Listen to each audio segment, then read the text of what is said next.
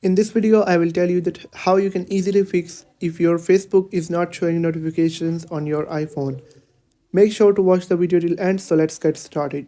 So first of all, you'll have to open up the settings of your iPhone, then scroll down all the way and you'll have to tap on notifications. Now you'll have to scroll down a bit and you'll have to look for Facebook. Once you have found Facebook, you'll have to tap on it.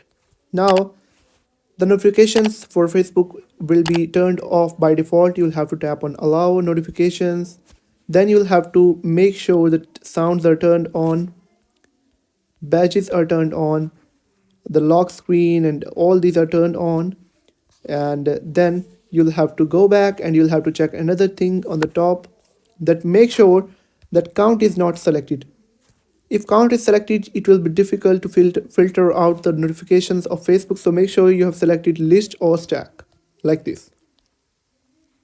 So after that, you'll be able to see all the notifications on your Facebook application on this area on the top left of your screen. And that's how you can easily enable or easily fix notifications not showing. I hope you have found the video helpful. If you have found the video helpful, make sure to like the video and hit that subscribe button. And if you have any questions about the video, let me know in the comment section. Thank you.